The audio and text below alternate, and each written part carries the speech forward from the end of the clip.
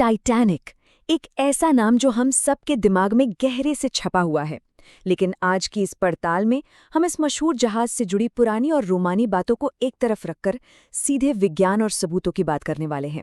हम इस भयानक हादसे का एक फोरेंसिक पोस्टमार्टम करेंगे और उन मिथकों को तोड़ेंगे जो दशकों से सच माने जाते रहे हैं। आज हम सीधा फैक्ट्स पर बात करेंगे। हॉलीवुड के मिथक और उनकी असलियत, टक्कर कैसे और कितनी हुई, जहाज के अंदर सुलगती कोयले की वो रहस्यमयी आग, जहाज के टूटने का असली विज्ञान, लाइफ बोट्स का वो डराने वाला गणित, और हाँ, आज उस मलबे की असल हालत क्या है। तो चलिए बिना देर किए सबसे पहले बात करते हैं हॉलीवुड के बनाए मिथकों और उसकी कड़वी सच्चाई की। फिल्मों में हमें हमेशा क्या दिखाया गया? एक बहुत बड़ा 300 फुट लंबा चीरा जिसने जहाज के साइड को पूरी तरह फाड़ दिया। लेकिन सच क्या है? फोरेंसिक जांच बताती है कि ये सिर्फ एक हल्की सी खरोच जैसी टक्कर थी। कुल डैमेज सिर्फ 12 स्क्वायर फीट का था, मतलब एक आम घर की खिड़की जितना बड़ा हिस्सा।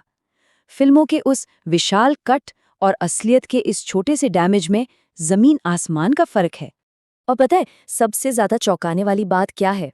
6.3 सेकंड्स, बस इतनी ही देर तक वो हिमखंड जहाज के संपर्क में रहा। जरा सोचिए, दुनिया का सबसे मशहूर कभी न डूबने वाला जहाज, और उसकी किस्मत का फैसला सिर्फ 6 सेकंड के भीतर हो गया। अब देखते हैं कि आखिर टक्कर के वक्त जहाज की बनावट ने कैसे काम किया और इतनी छोटी सी टक्कर भी जानलेवा कैसे बन गई। जैसा कि हमने बात की, कोई बड़ा छेद नहीं हुआ था, बल्कि उस आइसबर्ग ने जहाज के 6 अलग-अलग वाटरटाइट डिब्बों में छोटे-छोटे कट लगा दिए और लोहे की कीलों यानी रिवेट्स को उखाड़ दिया। अब डिजाइन के हिसाब से जहाज तब भी तैर सकता था अगर 4 डिब्बों में पानी भर जाता, लेकिन 6 डिब्बे, ये उस लिमिट के बिल्कुल बाहर था और यहीं से तबाही की उल्टी गिनती शुरू हो गई। लेकिन यहाँ एक बहुत बड़ा सवाल उठता है, इतने शानदार जहाज का इतना मजबूत स्टील आखिर इतनी आसानी से फेल कैसे हो गया? आज का मॉडर्न स्टील बहुत फ्लेक्सिबल होता है, वो जोरदार टक्कर पर मुड़ जाता है पर टूटता नहीं। लेकिन टाइटैनिक, उसका स्टील किसी कांच की तरह चटक गया था। जब वैज्ञानिकों ने चारपी इम्पैक्ट टेस्ट किया तो पता चला कि उस स्टील में सल्फर की मात्रा बहुत ज्यादा थी। इस वजह से जमे हुए बर्फीले पानी में वो बेहद भंगुर यानी ब्रिटल हो गया था। ऊपर से जो कीलें इस्तेमाल हुई थीं, उनमें बहुत ज्यादा अशुद्धियां या स्लैग था। दबाव पड़ते ही उनके सिर टूटकर गिर गए। बस इसी वजह से वो 6 सेकंड की टक्कर इतनी खतरनाक साबित हुई। अब आते हैं एक ऐसे रहस्य पर जो शायद ही ज्यादा लोग जानते हों, एक गुप्त कोयले की आग। ये जानकर सच में हैरानी होती है कि जहाज के रवाना होने से पहले ही उसके अंदर एक दुश्मन सुलग रहा था। दाईं तरफ के आगे वाले कोल बंकर में करीब 600 टन कोयले की एक विशाल आग लगी हुई थी। इस आग को काबू करने के लिए क्रू को लगातार वो जलता हुआ भारी कोयला वहां से हटाकर तेजी से बाईं तरफ शिफ्ट करना पड़ रहा था। और यहीं पर किस्मत का एक बहुत ही अजीब खेल सामने आता है। इतना सारा कोयला एक तरफ करने से जहाज बाईं तरफ थोड़ा झुक गया था। अब सोचिए, जब जहाज दाईं तरफ से आइसबर्ग से टकराया तो इस बाईं ओर के झुकाव ने एक तरह से बैलेंस बना दिया। अगर वो आग न लगी होती और कोयला शिफ्ट नहीं हुआ होता तो जहाज दाईं तरफ इतनी तेजी से पलटता कि किसी भी लाइफ बोट को पानी में उतारने का वक्त ही नहीं मिलता। ये एक ऐसी खौफनाक विडंबना है जिसने जाने अनजाने में बहुत से लोगों की जान बचा ली। चलिए अब बात करते हैं उस भयानक पल की जब जहाज असल में टूटा। फिल्मों वाला वो क्लीन और सीधा कट अब भूल जाइए। आइए इस पूरी प्रक्रिया को स्टेप बाय स्टेप समझते हैं। जब जहाज का पिछला हिस्सा हवा में एक खतरनाक एंगल पर उठा तो सबसे पहले जहाज की कील यानी उसका मुख्य ढांचा फेल हुआ और उसमें दरार आ गई। इसके बाद जहाज का निचला हिस्सा एक हिंज या कह लीजिए दरवाजे के कब्जे की तरह काम करने लगा, और फिर बहुत ही हिंसक तरीके से अगला और पिछला हिस्सा एक दूसरे से फटकर अलग हो गए। ये टूटना कोई सीधा साफ कट नहीं था, ये एक बेतहाशा तबाही थी। और जहाज का पिछला हिस्सा, वो शांति से पानी में नहीं डूबा था। जैसे जैसे वो तेजी से गहरे पानी में जा रहा था, बाहर के भयानक दबाव ने जहाज के अंदर फंसी हवा को बुरी तरह कुचल दिया। इसे हाइड्रोलिक डाउनबर्स्ट कहते हैं।